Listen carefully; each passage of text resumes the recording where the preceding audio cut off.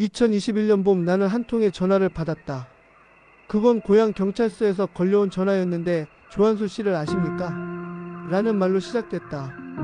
그 이름을 듣는 순간 나는 순간적으로 시간 속으로 끌려 들어가는 기분이었다. 조한수 내 고등학교 동창이자 내가 기억하기로는 늘 혼자였던 아이. 교실 맨 뒤 창가 쪽에 앉아서 늘 공책 귀퉁이에 무언가를 적던 그 아이. 그의 죽음을 알리는 목소리는 무척 평범했다. 스스로 목숨을 끊은 것으로 보입니다. 가족 연락처가 없어 동창회 쪽으로 수소문 중입니다. 나는 그때 처음 알았다. 그가 세상과 얼마나 단절된 채 살았는지를. 조한수는 어릴 적부터 조용했다. 같은 반이었지만 3년 동안 그가 웃는 걸 본 적이 거의 없었다. 말을 걸면 짧게 대답하곤 했다. 응, 아니, 그게 전부였다. 하지만 이상하게도 그는 늘 무언가를 해보고 싶어 했다. 나중에 돈 많이 벌고 싶다. 그의 유일한 목표였다. 그의 집은 마을에서도 좀 떨어진 곳, 오래된 주택들이 늘어선 좁은 골목 안에 있었다. 어머니가 식당에서 일했고 아버지는 오래전에 집을 나간 걸로 알고 있었다. 그는 어릴 때부터 신문 배달, 분식집 배달, 농사일 등 돈 되는 일은 다 해봤다. 그때 그는 내 힘으로 뭐든 해보겠다는 말을 자주 했다. 하지만 그건 꿈이라기보단 생존의 다짐 같았다. 성인이 된 이후 그는 여러 일을 전전했다. 처음엔 공사장 막노동으로 시작했다. 그러다 누군가가 수중용접은 돈 된다더라는 말을 하자 그는 곧장 기술학원에 등록했다. 그리고 몇 달 후엔 실제로 자격증을 따냈다. 물속에서 용접을 하는 일, 그건 위험했지만 그만큼 돈이 된다고 믿었다. 하지만 그의 문제는 늘 같았다. 정착하지 못했다. 일을 배우면 그만두고 다른 일을 보면 또 옮겼다. 그렇게 몇 년이 흘러 그는 결국 다시 고향으로 돌아왔다. 고향에 돌아왔을 때 그는 마을 근처의 카센터에서 일했다. 엔진오일 교체, 하체 점검, 수리 보조 같은 일. 그때 나는 가끔 그를 찾아가 커피를 건네곤 했다. 요즘은 어때? 그냥 그래. 몸은 피곤한데 남는 게 없어. 그의 대답은 언제나 건조했다. 그러던 어느 날 그는 갑자기 말했다. 도영아, 나 사무일 좀 해보려 해. 나는 잠시 웃었다. 내가 사무실에서 일한다고? 그는 고개를 끄덕였다. 몸 쓰는 일 말고 머리 쓰는 일도 해보고 싶어. 그렇게 시작된 사무직은 오래가지 못했다. 일을 시작한 지 석 달도 안 돼 그만뒀다. 그는 다시 말했다. 요즘 배달이 돈 된다더라. 나는 그를 말리지 않았다. 어쩌면 그때 이미 나는 그가 무엇을 하든 끝은 같을 거라 생각했는지도 모른다. 그는 배달 대행 오토바이를 샀다. 밤마다 골목을 누비며 치킨과 족발, 편의점 음식을 배달했다. 한밤중에도 새벽에도. 힘들지 않냐? 내 물음에 그는 말했다. 힘들긴 한데 그래도 이건 내 시간이 있어. 하지만 그건 착각이었다. 그의 시간은 점점 어두워졌다. 배달 일이 줄고 수입이 줄자 그는 또 다른 일을 찾았다. 이번엔 인터넷 방송이었다. 도영아, 나도 BJ 해보려 해. 요즘 그거 잘하면 돈 된다며? 그의 눈빛엔 희미한 기대가 있었다. 하지만 장비도 콘텐츠도 사람도 없었다. 그의 방송엔 시청자가 한 명도 없었다. 그럼에도 그는 매일 밤 방송을 켰다. 오늘은 배달 나가기 전에 방송 켜봤어요. 혹시 들어오신 분 계신가요? 아무 대답도 없었다. 그의 말은 공기 속으로 흩어졌다. 그의 목소리를 마지막으로 들은 건 그날 새벽이었다. 방송 중이었다. 화면엔 그가 앉아 있었고 그는 카메라를 바라보며 말했다. 아무도 없네요. 뭐 원래 그런 거죠. 그 뒤로 그는 사라졌다. 아무도 그의 방송을 다시 켜지 않았고 아무도 그의 이름을 기억하지 않았다. 조한수가 인터넷 방송을 시작한 건 2020년 겨울이었다. 그의 겨울은 유난히 추웠고 코로나 때문에 배달도 줄어들던 시기였다. 그는 어느 날 나에게 말했다. 이제 진짜 돈 벌 수 있는 게 없네. 근데 말이야, 유튜브나 인터넷 방송으로 성공한 사람들 보면 다 평범하던데? 나도 해볼 수 있을 것 같아. 나는 말렸다. 한수야, 그건 아무나 하는 거 아니야. 콘텐츠도 준비해야 하고 장비도 있어야지. 그는 고개를 끄덕였지만 이미 마음은 정해진 듯 했다. 카메라만 있으면 돼. 나 그냥 이야기나 하고 싶어. 그렇게 시작된 그의 방송은 허름한 원룸 한 구석에서 시작됐다. 낡은 노트북 2만원짜리 중고 웹캠, 그리고 인터넷 카페에서 공짜로 받은 마이크. 그가 방송을 켜면 화면에는 회색벽과 싸구려 커튼, 그리고 그 뒤에 앉은 한 남자만 있었다. 조명도 없었다. 그의 얼굴은 항상 어둠에 반쯤 가려져 있었고 눈빛엔 피곤이 묻어 있었다. 안녕하세요. 오늘은 그냥 이야기 좀 하려고요. 그의 첫 방송 시작 멘트였다. 시청자 수는 0명. 그는 그래도 한참을 말했다. 요즘 배달 일이 줄어서요. 뭐라도 해야겠다 싶어서 그냥 얘기나 하려고요. 그는 스스로 웃었다. 그 웃음엔 낯선 쓸쓸함이 있었다. 나는 며칠 후 우연히 그 방송을 찾아 들어갔다. 아이디 한수재로 검색하니 작은 채널 하나가 떴다. 그의 방송에는 조회수 12, 좋아요 0, 댓글은 하나도 없었다. 그날 밤 그는 화면을 바라보며 혼잣말을 했다. 요즘 다들 힘들죠. 저도 그래요. 근데 저 같은 사람은 뉴스에도 안 나와요. 그냥 그런 사람 있잖아요. 없어도 아무도 모르는 사람. 나는 모니터를 보며 말없이 담배를 피웠다. 그의 목소리는 어딘가 낡은 라디오처럼 울리고 있었다. 그의 눈동자는 텅 비어 있었고 말끝마다 하하는 한숨이 섞여 있었다. 며칠 후 나는 그에게 전화를 걸었다. 한수야, 잘 지내냐? 어머, 그냥 그래. 방송 봤어. 좀 우울하더라. 그는 잠시 말이 없었다. 도영아, 나 방송 좀 봐줘. 누가 들어오기라도 해야 재밌지. 알았어. 시간 나면 들어갈게. 그 대화가 마지막이었다. 그 후로 그는 매일 방송을 켰다. 밤 11시부터 새벽 2시까지. 누군가 들어오면 반가워했지만 대부분은 영명이었다. 가끔 익명 시청자 한두 명이 들어오면 그는 눈빛이 조금 살아났다. 어서오세요. 뭐하세요 요즘? 하지만 답은 돌아오지 않았다. 그 익명 시청자들은 대부분 1분도 안 돼서 나갔다. 그가 아무리 말을 걸어도 대화는 이어지지 않았다. 3월 어느 날이었다. 그의 방송 화면이 달라져 있었다. 책상 위에 소주병 몇 개가 놓여 있었고 그의 얼굴은 심하게 부은 상태였다. 오늘은 그냥 술이나 마시려고요. 그는 웃었다. 요즘은 사람 만나기도 힘들잖아요. 근데 방송 켜면 그래도 누군가 있잖아요. 비록 아무 말 안 해도. 그의 목소리는 흔들리고 있었다.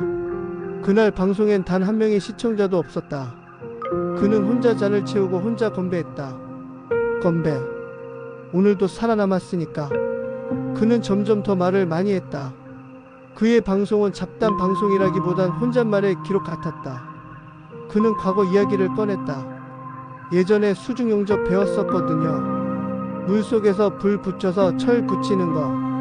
그때도 잘 될 줄 알았어요. 근데 난 왜 맨날 안 될까? 그는 스스로 중얼거렸다. 다들 열심히 살면 된다 그러는데 난 열심히 살았는데 왜 안 되지?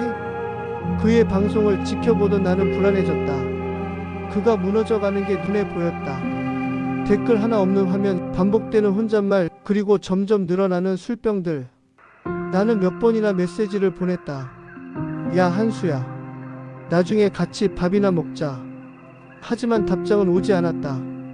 그의 SNS에는 아무런 글도 없었고 배달앱 리뷰에는 마지막으로 배달 완료라는 문장 하나만 남아 있었다. 그 이후로 활동 기록이 끊겼다. 그리고 그날 새벽 그의 마지막 방송이 켜졌다. 화면에는 한수의 방이 보였다. 탁자 위엔 불 꺼진 전등 하나, 그리고 소주병 2개. 그는 카메라를 바라보며 조용히 말했다. 오늘은 좀 정리해야 할 것 같아요. 그냥 이제 다 놓고 싶네요. 그의 눈 밑에는 어두운 그림자가 짙게 깔려 있었다. 그는 웃으며 말했다. 아무도 안 들어오네요. 뭐 원래 그런 거죠. 그리고 화면은 갑자기 끊겼다. 방송은 스트리밍 종료로 표시되었다. 다음날 아침 경찰에서 전화가 왔다. 그가 살던 원룸에서 숨진 채 발견되었다는 소식이었다. 유서 같은 건 없었다. 다만 그의 노트북에 마지막 방송 파일이 남아 있었다. 재생시간 2시간 11분. 그 안에는 그의 한숨 소리와 누군가를 기다리는 듯한 침묵만이 있었다. 나는 그 영상을 끝까지 봤다. 그는 마지막 순간까지도 누군가가 들어올 거라 믿고 있었다. 이제라도 한 명이라도 들어오면 나 그냥 말이나 좀 해볼까? 그는 그렇게 혼잣말을 했다. 하지만 아무도 들어오지 않았다. 그의 마지막 말은 이랬다. 괜찮아요. 원래 없던 사람이니까요. 그 말은 화면 속에서 사라졌고 그의 이름도 존재도 세상 속에서 그렇게 지워졌다. 그의 죽음을 알리는 전화가 온 건 새벽 6시였다.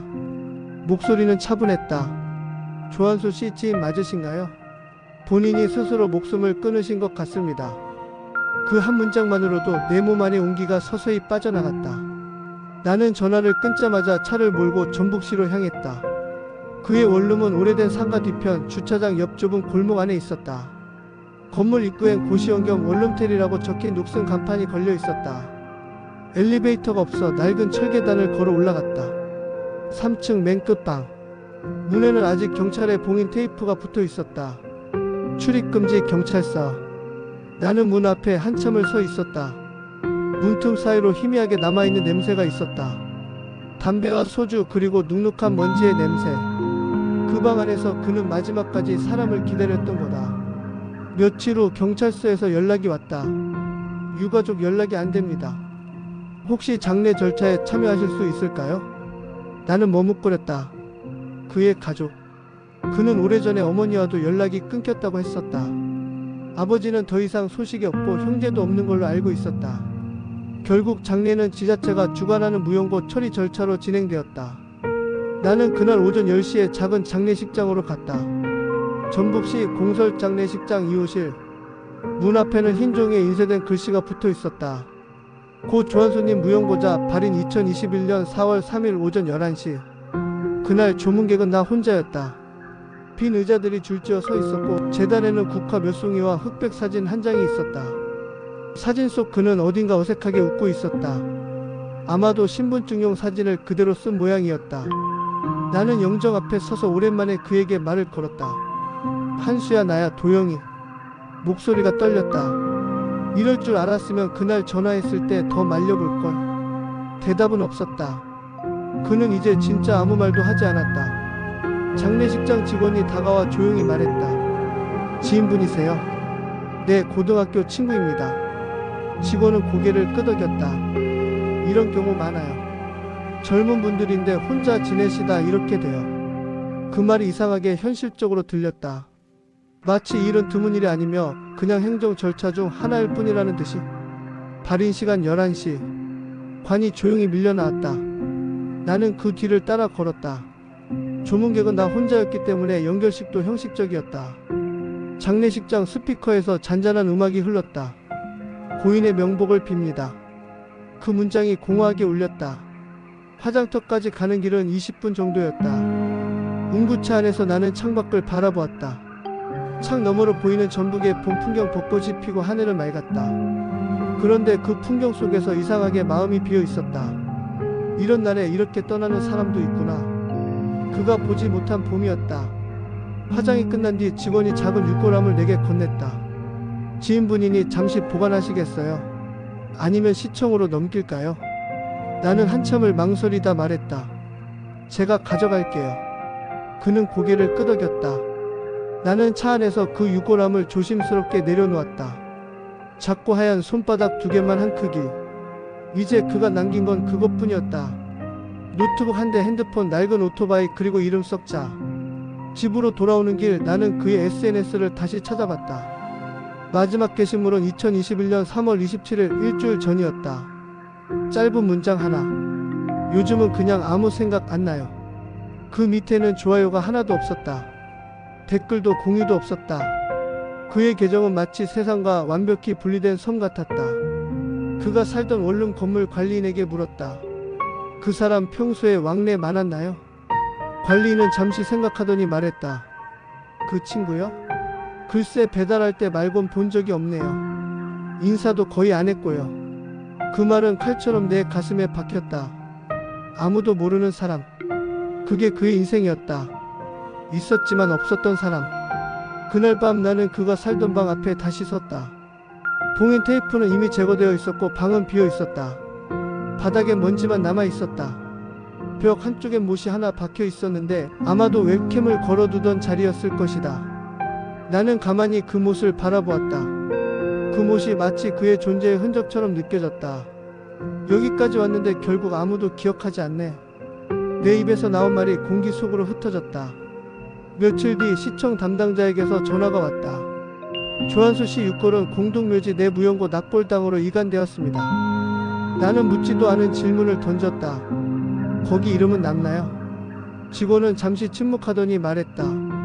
무연고 구역은 이름 안 남깁니다. 번호만 붙습니다. 그 순간 나는 깨달았다. 그는 결국 세상에 아무 흔적도 남기지 못했다. 아니, 애초에 세상은 그의 이름을 한 번도 불러준 적이 없었다. 나는 그의 유골함을 거실 구석에 놓아두었다. 하얀 상자 위엔 아무 글씨도 없었다. 조한수라는 이름조차 적히지 않았다. 그날 이후 며칠 동안 나는 잠을 잘 수 없었다. 무언가가 계속 머릿속을 맴돌았다. 그의 마지막 방송 파일. 그의 노트북은 경찰서에서 돌려받은 물건 중 하나였다. 화면에는 2021-0328 파이널 mp4라는 파일이 있었다. 재생시간 2시간 11분 23초. 나는 마치 금지된 문을 여는 기분으로 그 파일을 클릭했다. 화면은 어두웠다. 조명이 꺼진 방, 탁자 위에 올려진 소주병 2개, 그리고 그 앞에 앉은 한 남자. 조한수였다. 그는 방송을 켜고도 한동안 아무 말이 없었다. 그저 손가락으로 탁자를 두드리며 무언가를 기다리는 듯했다. 마치 누군가가 들어오길, 누군가가 말 걸어주길 바라는 사람처럼. 5분, 10분이 지나도 시청자는 없었다. 그는 마침내 입을 열었다. 오늘은 그냥 이야기 좀 하려고요. 요즘은 뭐랄까 아무 일도 안 일어나요. 그의 목소리는 피곤했고 말끝마다 허공을 바라봤다. 그는 카메라를 정면으로 보며 말했다. 저는요, 어릴 때부터 뭐라도 해보고 싶었어요. 수중용접도 배웠고 배달도 하고 사무일도 해봤어요. 근데 이상하죠? 뭐든지 해봤는데 남는 게 없어요. 그냥 난 없어도 되는 사람 같아요. 나는 모니터 앞에서 숨을 죽였다. 그의 말 하나하나가 낡은 모처럼 가슴에 박혔다. 그는 이어서 술잔을 들었다. 건배합시다. 오늘도 하루 버텼으니까. 그의 웃음은 공허했다. 사람들은 그래요. 노력하면 다 된다고. 근데 진짜 그럴까요? 내가 못한 걸까? 아니면 세상이 너무 바쁜 걸까? 그는 소주를 들이키고 한참을 멍하니 앉아 있었다. 한 손으로 머리를 감싸쥐고 카메라를 향해 조용히 말했다. 오늘도 누가 들어올 줄 알았어요. 근데 아무도 안 오네요. 그냥 원래 그런 거겠죠. 영상 37분쯤 그는 갑자기 자리에서 일어났다. 카메라가 흔들리며 그의 방 구석을 비췄다. 빨래 널린 의자, 쌓인 컵라면, 벽에 붙은 배달 스티커들. 그 모든 게 그의 지난 시간을 압축해 보여주는 듯했다. 그는 이내 돌아와 앉으며 중얼거렸다. 이 방도 곧 비겠지. 나 없어도 누가 들어오겠죠. 1시간을 넘기자 그의 말은 점점 흐릿해졌다. 술기운 때문인지 아니면 피로 때문인지 몰랐다. 그는 고개를 숙인 채 중얼거렸다. 가끔 그런 생각해요. 내가 없어도 진짜 아무 일도 안 일어날 거라는 거. 그때 그의 눈가에 눈물이 맺혔다. 그는 한 손으로 눈을 닦으며 웃었다. 근데 웃기죠? 난 죽어도 뉴스에도 안 나올 거야. 이름도 모르는 사람으로 그냥 처리되겠죠. 무연고 그 단어 참 웃기네. 연고가 없다는 건 결국 아무도 기억 안 한다는 뜻이잖아요. 나는 그 말을 듣는 순간 숨이 막혔다. 그는 이미 자신의 끝을 알고 있었다. 영상 1시간 42분. 그는 카메라를 향해 고개를 들었다. 혹시라도 이걸 보는 사람이 있다면 그냥 한 번쯤 생각해줬으면 좋겠어요. 이 세상에 분명히 기억되지 않는 사람들이 있다는 거. 그는 잠시 침묵했다. 그 침묵은 길고 무거웠다. 밖에서는 오토바이 소리가 스쳐 지나갔고 그는 그 소리를 들으며 말했다. 나도 저렇게 달렸었지. 밤새 배달하면서 누가 문 열어줄 때마다 잠깐이라도 사람 냄새 났었는데 그의 눈이 붉게 충혈되어 있었다. 그는 마지막 잔을 비우며 말했다. 이제는 그냥 쉬고 싶어요. 영상 2시간을 넘기자 그는 카메라를 향해 조용히 미소를 지었다. 오늘도 아무도 안 들어왔네요. 그래도 괜찮아요. 원래 없던 사람이니까요. 그 한마디 뒤로 그는 고개를 숙였고 화면은 그대로 정지됐다. 2시간 11분 23초 영상의 마지막 프레임에는 탁자 위에 놓인 소주잔 하나가 반쯤 비어 있었다.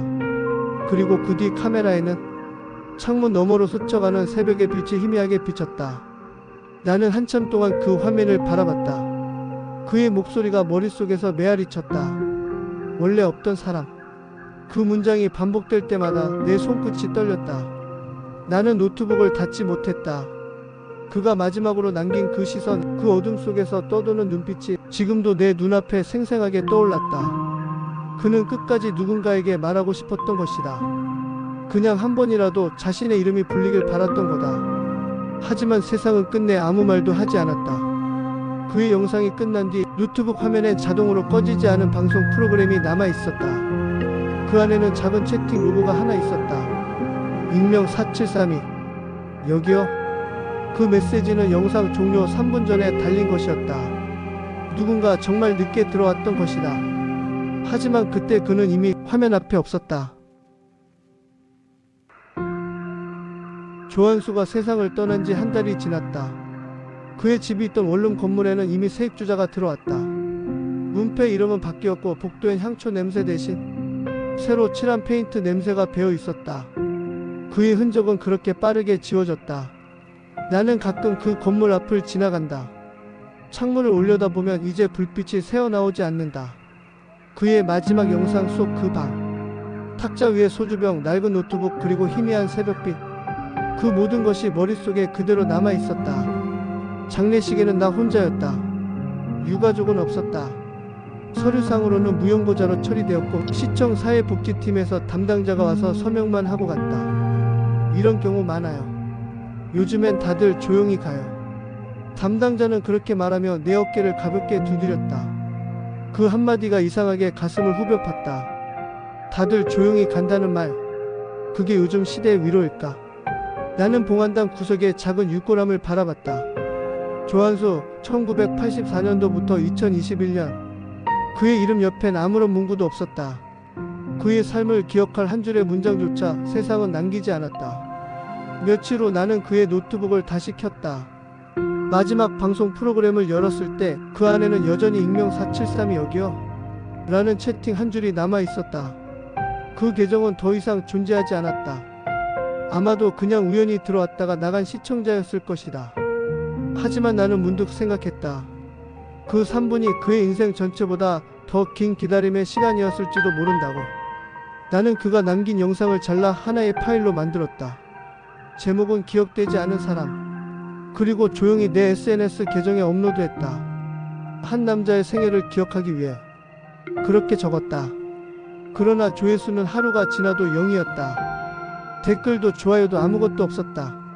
마치 그가 살아있을 때와 똑같았다. 시간이 지나며 사람들은 그를 완전히 잊었다. 그가 일했던 카센터에서는 아, 그 조용한 친구? 이름이 뭐였더라? 하며 기억을 더듬었지만 결국 아무도 정확히 떠올리지 못했다.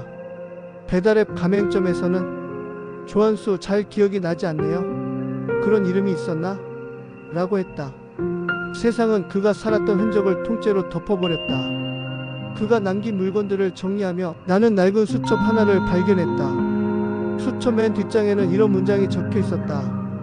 나는 누군가의 친구였고 누군가의 동네 사람이었고 누군가의 옆집 사람이었을지도 모른다. 하지만 결국 아무도 나를 기억하지 않겠지.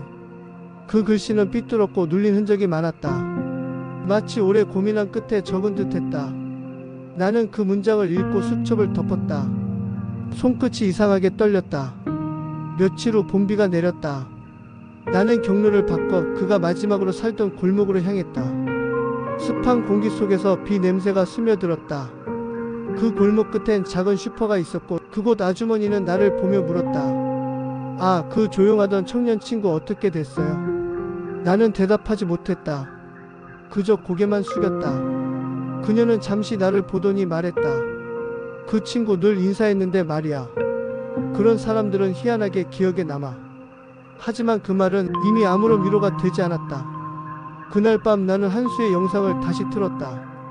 그가 마지막에 남긴 그 말, 오늘도 아무도 안 들어왔네요. 그래도 괜찮아요. 원래 없던 사람이니까요. 그 문장이 들릴 때마다 나는 스스로에게 묻는다. 정말 그랬을까? 세상엔 이렇게 사라지는 사람들이 많다. 기억되지 않고 이름도 남지 않고 다만 살아있던 시간만이 흔적으로 남는 사람들. 조한수는 그런 사람 중 하나였다. 하지만 나는 안다. 그가 정말로 없던 사람은 아니었다. 그는 분명히 웃었고 꿈꿨고 무언가를 배우려 했고 세상 속에서 버티려 했던 사람이었다. 단지 세상이 그를 외면했을 뿐이다. 그의 영상 마지막 장면, 탁자 위 반쯤 비어있던 소주잔이 보였다. 나는 화면을 멈추고 조용히 속삭였다. 한수야, 이제 기억할게. 너는 없던 사람이 아니야. 노트북 화면이 꺼지고 방 안이 어두워졌다. 창문 너머로 봄비가 천천히 내렸다. 그 빗소리가 마치 그의 목소리처럼 느껴졌다. 조용하지만 분명히 존재했던 기억되지 않은 사람의 목소리.